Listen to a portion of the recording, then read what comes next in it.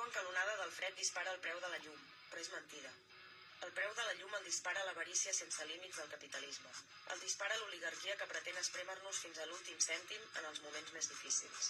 Van privatitzar la llum i la van repartir entre les elits en un procés que va començar el PSOE i va tancar el PP, deixant aquest sector necessari per la vida en mans d'especuladors carronyaires, situació que el govern progressista ha mantingut sense parpellejar. I és que el sector energètic és l'exemple perfecte de la simbiosi entre l'oligarquia explotadora i el règim del 78. A través de les portes giratòries entre política i poder, presidents i ministres del PP i el PSOE han passat a Endesa, Gas Natural o Repsol, que els han recompensat amb sous vitalicis pels serveis prestats. Felipe González, José María Aznar, Elena Salgado, Ángel Acebes, Josep Borrell, Narcís Serra o Joan Coscubiela són només alguns dels noms dels usurers carronyaires que han legislat contra les classes populars per guanyar-se jubilacions de luxe. Ha arribat l'hora de plantar-se. Per la dignitat de les classes populars i per la vida. L'accés als serveis bàsics com la llum, l'aigua, el gas i les telecomunicacions ha de ser gratuït. Els sectors estratègics han d'estar en mans públiques.